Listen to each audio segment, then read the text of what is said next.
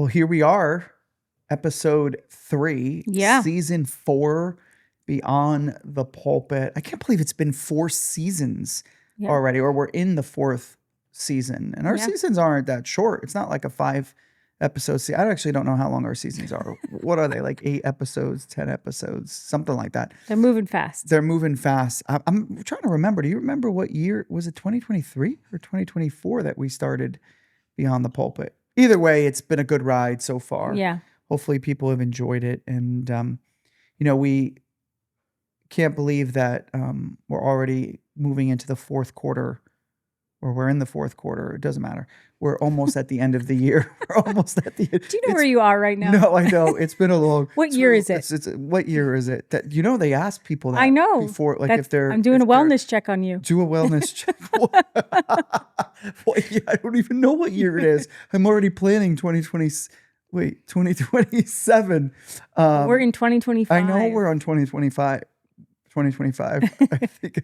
No, but that I can't believe it's almost the end of the year already. And, this year we've seen in a lot of areas, God move in exponential ways. That was the God word, the multiplication word, and go deeper before we can go wider. And super excited about sharing the word for next year, where I think it all builds on each other. And so we've been talking about some of that this season, starting out with Krista or so, and that was a great conversation. But today we're going to talk about, we're going to have a conversation about faith. Mm-hmm. And I think that faith is one of those, if not careful, we can make faith so spiritual.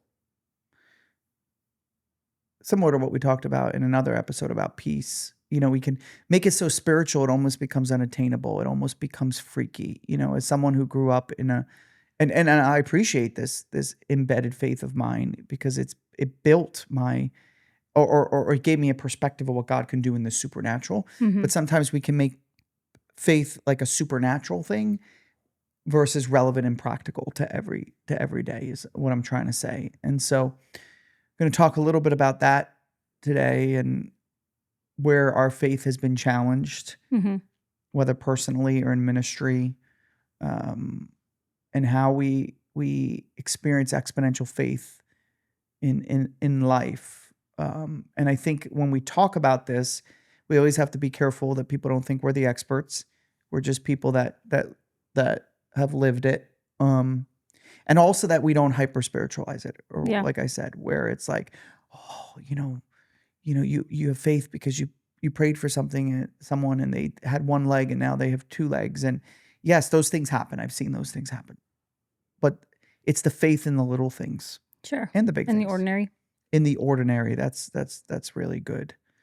And so I know we kind of mapped out how we were going to do this, but sometimes I just go off the rails. Yeah. Go ahead. I'll ask you a question. Oh, you're putting me back on the rails. Yep. All right. I'm keeping you on the rails. Yeah, but I was going to go somewhere. I was going to ask you a question, so I'll have to remember that question. I think I need to have like a notebook on so that when a your thought mind comes is a up, notebook. My note, yeah. You can mentally file that. Okay, here's my question for you. First question: when you think back on your journey, everybody's listening to this and they're saying, "Look how disrespectful she talks to her husband." Talks to him like he's crazy. I'm just kidding. You did great. I said You're a you good mentally coach. can file it. I feel like a dog, like a healthy dog that like is on a leash, and like you kind of take me where I'm going. Okay, that does not sound very good at all. So that's not true. None of that is true. If I start barking, we got problems. We're going to cut this episode and you're going to the hospital then. It's going to be it's been a long day. When you think back on your journey of faith and leadership, all right, what's the first moment that you felt God was calling you to something uncomfortable but necessary? That's a really hard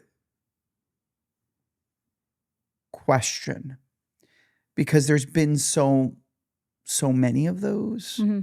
But I know it was about leadership and faith.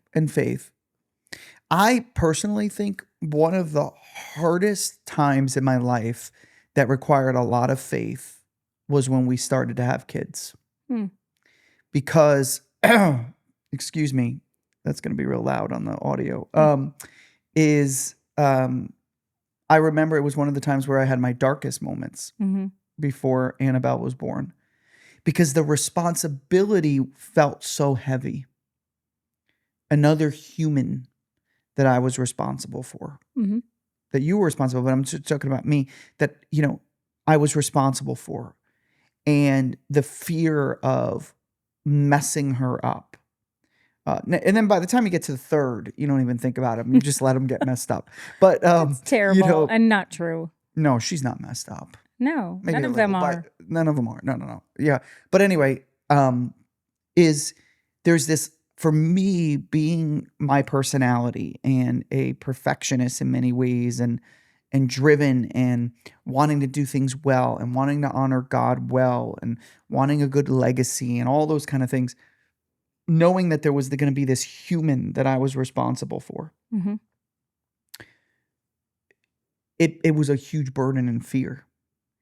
And so I think it caused me to have to either trust in my own abilities that I had none, because I had never been a parent before. So I couldn't trust in that. So I had to trust in God, Mm-hmm. and go, okay, God, I can't do this without you. Right. That was huge, because there's so much in parenting that you can't control. Mm-hmm. And when you're a D on the disc, and you're I think I'm an 8 and a 3 on the Enneagram. When you're all these things, when I'm an ISTJ on the Myers-Briggs, when you're all this stuff, all it shows is that my personality is controlling. And I don't mean it in a negative way. You like to be in control I of like to be in yourself control. and what's happening. Correct. Mm-hmm. And so with kids, you can't be. I mean, I guess you could lock them up, and you could do all those kind of things, but that puts you in jail. And I think that I can't control in the middle of the night. Like, I remember when she was first born, you'd be asleep, because you're a good sleeper. You'd be asleep, and I'd go in just to make sure she was breathing. Mm-hmm. To the point where, we had that, what do you call that? The That baby camera monitor. thing. Yeah. And we had that, and they weren't like they are now. I mean, it was like, It was just sound. or I think we actually had one that was from one of the kids that was like a camera, but it was nothing like the technology. Like, they would go, they look like little animals, like little creatures, because it wasn't clear like it is now. Mm-hmm. And we actually shut it off, remember? Yeah. Because it was distracting us. It was causing us fear and anxiety, and that was actually really good for us. And now, I mean, we talk to these parents, and some of these parents, I mean, they've got 3 kids. Their kid is like 18, and they still got one of those cameras in their rooms. That's It's a like bit of an exaggeration, but a bit, yeah. kind of. Okay, 17, and it's like, but that was, for me, one of the most challenging, impressionable moments of having to trust in God and Mm-hmm. have faith. And faith doesn't mean, I want to hear let me stop there. What would be your definition of faith? Trust and obedience. So Yeah, trust and obedience. That's good. Yeah, trusting. I mean, I trust in God even though I can't physically see him, right? I trust in his word. I trust in what his word says. Yeah. I'm such a black and white thinker that when I read the word, I have like this, I guess maybe blind faith sometimes, where I'm just, Yeah. that's what it says. That's what I believe. That's what I'm going to do. I'm going to try to be obedient. Now, I can't do it all on my own strength. That's where, you lean on, I ask the Lord to help me with that. But that's just the way I think. I'm a concrete thinker. And Yeah. so I take the word for what it is. And if God said it, I believe it. Like, I really do. Some people will say that's naive, right? Yeah, maybe. And so I'd rather be naive and trust God than, I don't know. That's just me. That's the way I'm wired. So Yeah. it's hard for me to then, I don't want to critique the way other people are wired, or how they, Yeah. That's fair. how they make faith concept, right? I have faith that when I sat on this chair, it wasn't going to bust. Like, I didn't even think about it. I just sat down because, I know who put it together. We probably should have thought twice before we sat on oh, it. well, you didn't clue me in on that. I just thought of it since you said it. I'm a little concerned right Yeah. now. So sometimes for me, that's just kind of like, if God said it, I believe it, and I'm just gonna, I may not see it, I may not see it in the time I want it, I may not, whatever, but I'm gonna continue to trust that He's faithful to Himself and then to us. Yeah, the purpose of this conversation wasn't just to talk about faith, but it was really to talk about, to help encourage people who are maybe on the cusp of something big. Mm-hmm. Or, and when I say big, I'm not talking about they're buying a business or Right. they're whatever. They're having calling. whether it's their call in their life, or they need to step into something Mm-hmm. that's a life change, something big, leadership, or at home, Mm-hmm. and kind of go, and hopefully we encourage them a little bit in that, because I think that's important. One of the things that I was thinking about this when we were talking another topic in another podcast is we're talking about rhythms and peace. And one of the things I wanted to say, and again, if I had a notebook, I would have written it down so I would remember, is that one of the things that is really helpful for me to keep my peace, which ultimately builds my faith, that's where I'm getting with this, is to talk with someone else that has gone before us. So, Pastor Dan Ryland has been, I said this to the staff a few weeks ago when he was with us, several weeks ago, which was, not sure my heart would be beating in my chest right now if it wasn't for Dan Ryland. Mm-hmm. And he probably doesn't even realize the impact. And there's, the other one, Josh Lipscomb, and of course those three have kept me moving forward over the last 5 years. But is when you can sit and talk to somebody and they've experienced something similar, or they can tell you a faith story. Mm-hmm. You got to be careful, because sometimes they can the wrong person can share a story with you, and then you start going down a comparison, right? Unintentionally, you're like, Yeah. well, I want that, right? Like we were on a cohort, and someone's like, someone just gave me a $50 million building with 50,000 people in it, and blah, blah, blah, just at a lunch. And we're like, how do you get a $50 million building at lunch? And then that can be discouraging. But I mean where people have struggled and God has shown up. Yeah. And God hasn't shown up in the way that we think He's going to show up, because that's the other thing. Mm-hmm. I think that, and I want to hear your perspective on that. I think that a lot of people, especially on this side of the world, we live on an interesting side of the world, is, people, we quantify faith. We're result oriented. Mm-hmm. So if 1 + 1 = 2, 2 needs to be the answer. So if I do this and I do this, then I should get this. And if I don't get this, then either I'm lacking faith or God doesn't exist. Right? And so my encouragement for people in the faith world, in the faith thought process, is it's not that easy. It's not that simple. Think about Moses. God gave him vision, take the people out of Egypt and take them into the promised land. 40 years till he got there. He didn't get there. Till the people, 40 years till the people got there. Sorry. And I was like, what? No, I'm just kidding. No, I read it wrong. No, I said it wrong. I said it wrong. But you know what? I read a commentary the other day, and the other day could have been 2 years ago. I read a commentary the other day. And do you know what year it is right now? 2026. No, 2025. 2024. Stop it. Yeah, so 2025. I read a commentary the other day, and it was interesting, because a lot of times we preach that story and or share that story and preach it, and we say that they were only, I think it was like 14 miles away or something like that, and we focus on that, and it was because they of all these other things, but we sometimes forget the sovereignty of God and realize that was probably all in His plan. That 40 years was like a crock pot that needed to happen in order for God's plan to simmer. Right? And so I think we got to be careful that we don't step out of the thought knowing that God is sovereign. Mm-hmm. And when it comes to faith, like when we put him in a little box, we're not supposed to put God in a box. Right.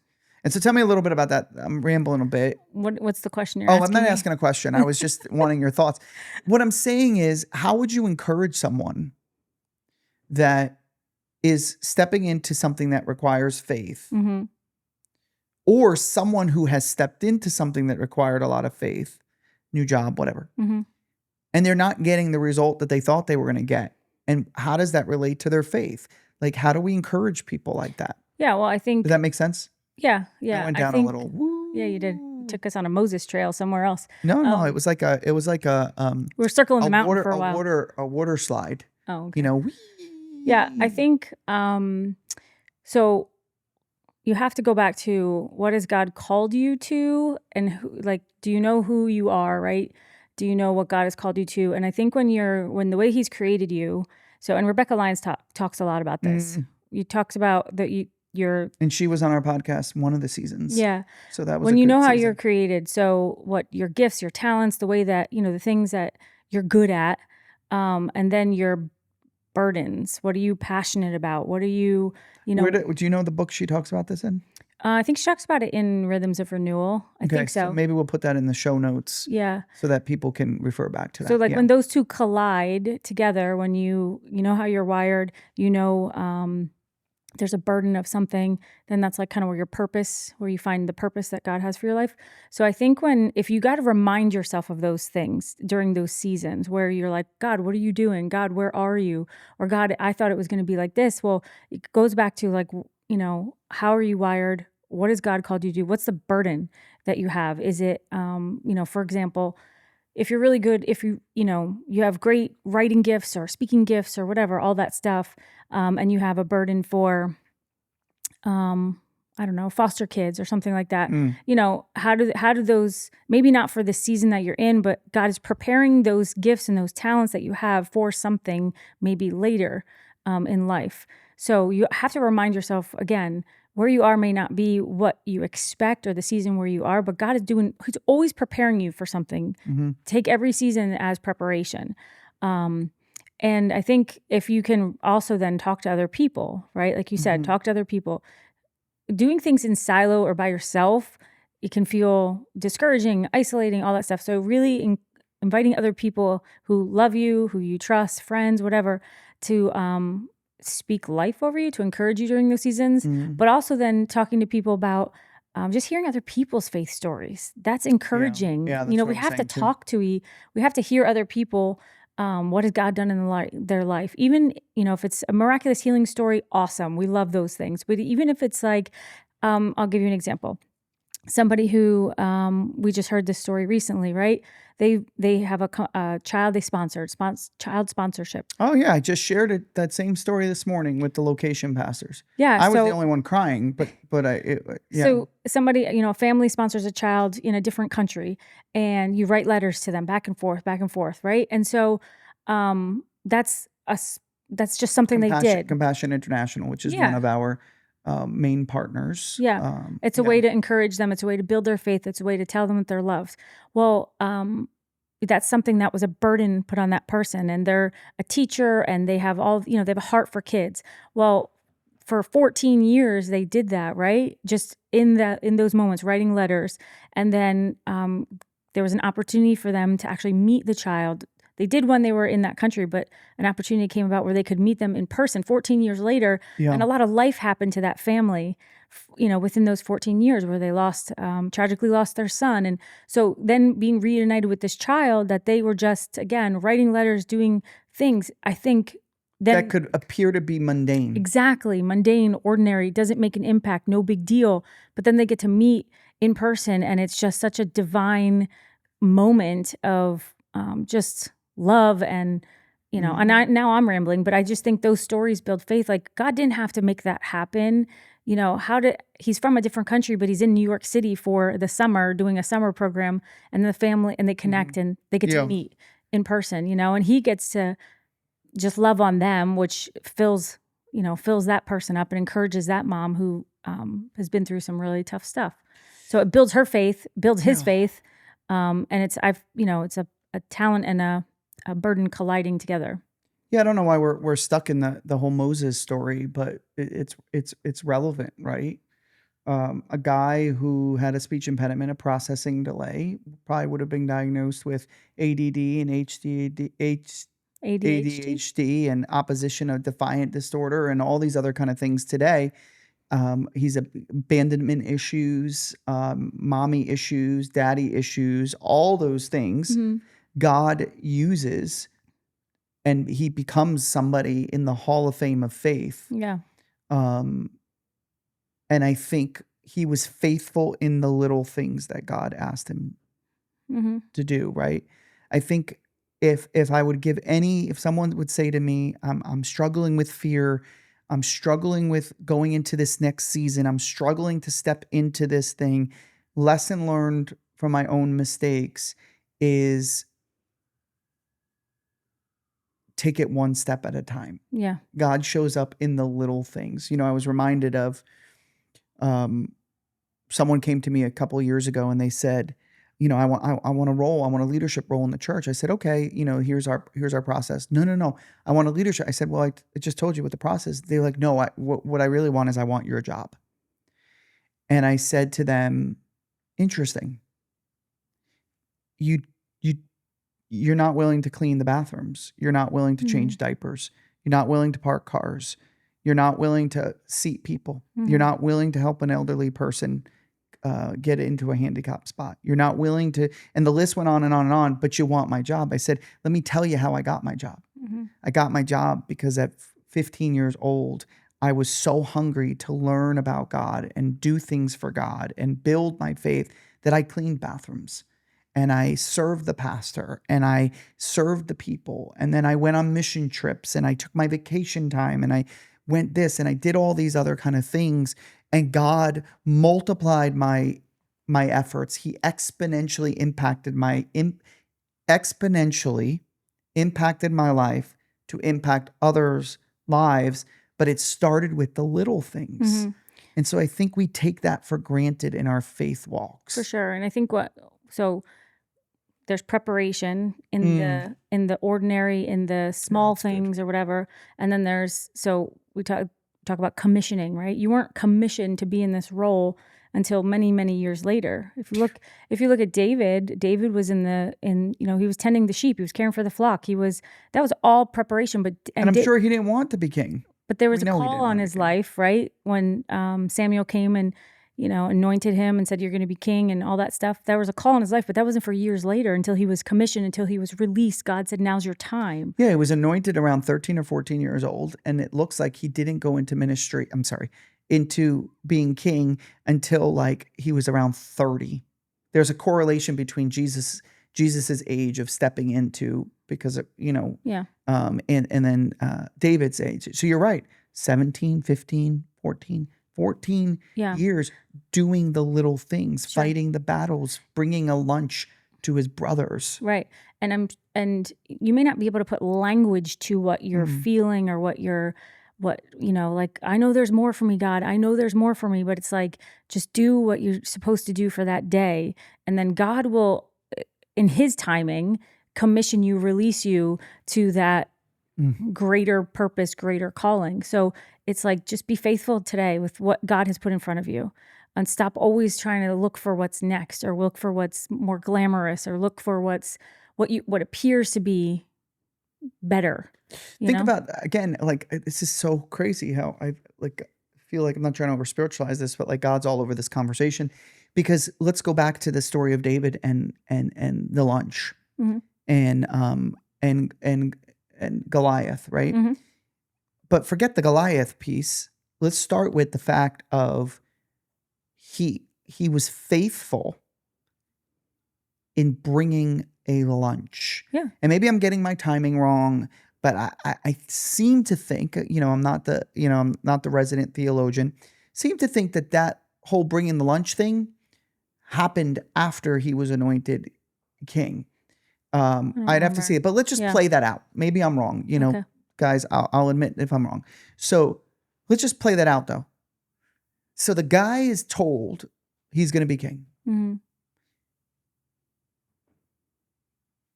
And now he's bringing lunch. Mm-hmm. Checking on his brothers. His dad told Checking him on his to. brothers, still cleaning up sheep poop, still doing all those things. Forget the lunch part. Let's just say my timing is wrong on that. He was still being a shepherd. He was still Right. getting, but he was faithful Mm-hmm. in those little things. And then let's go back to the story of Goliath. Let's just say that I was right on my timing. Then he shows up. He wasn't planning on going to fight no giant. Mm-hmm.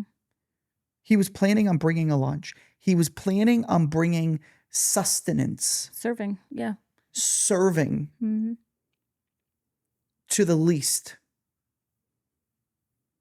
A humble heart. He didn't show up there. It doesn't say he brought his own armor, right? Mm-hmm. They wanted a King Saul's on him, and it was too big. He wanted to put on, and it was uncomfortable. Saul wanted him to put on his armor, and Yeah. he's like, I don't need this stupid armor.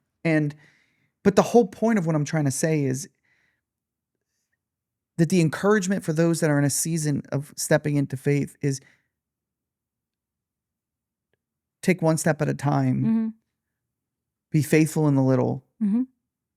Because you don't know actually what's on the other side. Yeah. There may be a Goliath you have to fight. Or maybe there's just one more little thing you have to do. Mm-hmm. Right? And I love what you said before.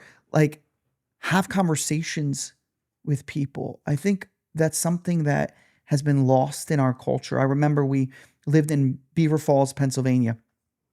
I know we're running out of time. Beaver Falls, Pennsylvania. And I was a dork. I was like a nerd. I haven't heard that word in a long time. I know. I don't know if that's a good word. And I was a nerd. I was a loser. And here's why.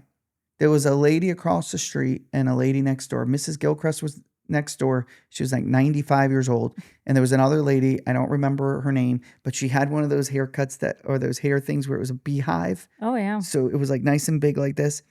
And I would just hang with those two folks. I feel judged by your laughter. I'm sorry. I feel judged by your laughter. I'm not judging but you know what? I have another thought. I'm saved, healed, and whole. It's okay. Finish your story. And so I would sit there and I would just, listen to their stories. Mm-hmm. And they weren't Christians. My whole point was that when you sit and you listen to the stories, think about the story of Mary and Martha. And I always get which one mixed up. But the ones... Martha's the doer. Mary sits at the feet of Jesus. So Mary sits at the feet of Jesus. And that built her faith. Mm-hmm. So what are you sitting at? Mm. Whose feet are you sitting at? Mm-hmm. I mean, these are all those kind of simple things that are so incredibly important to move us forward in faith. I believe I'll say this thing, and I know you're chomping to say something, is I think there was a quote, but I don't remember the quote exactly, so I'll kind of paraphrase it. Like you're so busy looking for the next big thing that you're missing the big thing that God's doing right now. Yeah, I think, and if we go back to, the Bible talks about having a childlike faith. What children have trust, they trust, right? And so that's what Jesus wants us to enter into his kingdom, is to have that childlike faith. Yeah. So I think as adults, as we, experience things, through things in life, like our faith gets jaded because we get jaded by the things of the world. We lose trust in people, which then translates to losing trust in God. And, if you don't have a great relationship with your earthly father, that also jacks up your view of your heavenly father. So I think there's, but I think sometimes it's good to talk to a little kid about their faith, a little kid that, just have a conversation about faith. And it's fascinating to hear what these kids will build your faith. Yeah. And I think sometimes we take that for granted too, is like have a conversation with a young person, or even, the teenagers. I love just listening to what the teenagers have to say. You know, every once in a while we'll gather testimonies from the students, from the youth, and about what God is doing in their lives, or We how, just did it a few weeks ago for Next Gen Sunday. yeah, so how God, and that builds my faith, because you know, you can look at a teenager and be like, their lives are a mess. They're a mess. They don't know who they are. They, you know, they make poor decisions or whatever. And then you hear what God is doing in their lives, Totally. that they have faith that God will get them through, or that God, you know, stopped them in their tracks and reminded them of, you know, their little sister or something. And then they walk in obedience. Yeah. And it's just such a beautiful thing. That's my Yeah. heart. That's my passion, right? That's where the next generation, the teenagers, the young people, that's where God was preparing me for years by working in a school district. Preparation. And then it had to get uncomfortable for me to then step out Yeah. into the calling that he had for me. I never thought I was going to be, first of all, a pastor's wife, never thought I was going to be a lead pastor. That's not something that, Mhm. you know, I ever thought I would do. But I know that God was using all of that preparation for a commissioning at some point. Yeah. So You know, it's that makes reminding any me. sense? Yeah, it makes a lot of sense. I think we can kind of wrap it up with this. Is a few weeks ago, Stella, our youngest, this is so simple but so encouraging. She had these little bumps on her forehead. There's like 3 of them. And she was all up in arms about these bumps. Are these pimples? I don't want to have pimples and blah, blah, blah. She's in 6th grade. And one of us, I'll take credit for it. I told her to just pray that they disappear. And so the next day she came to me and she said, I prayed and they're gone. Mm. And she's like, God is so good. Mm-hmm. Right? Those are those moments. Yeah. And so again, like, I really do believe, because of someone who's traveled around the world, it's a Western culture issue that we want to see flashy lights, haze, things come out of the ceilings and from the floor. Like, we want all that, but we miss that. Hey, it's a faith walk. Mm-hmm. It's not a faith run. It's not a faith jog. It's a faith walk. I think God's always speaking too. Are you actually listening? Are you tuned in? Do you know how he speaks? Yeah. Do you know how he speaks to you? So I think that's important too. Or people, there's so much noise. There's so much that you can miss God in the ordinary parts of your day, because he's always there. He's always doing something and speaking. So my question is, are you listening? Yeah, that's a great way to end it. You know, hopefully the last 30 minutes were encouraging for people. And the question is, are you listening? Hey, that was a good talk. Great. I'm glad you know what year it is. Like the experts say, that's a wrap. Beyond the Pulpit. Season 4, another episode. Good to be with you.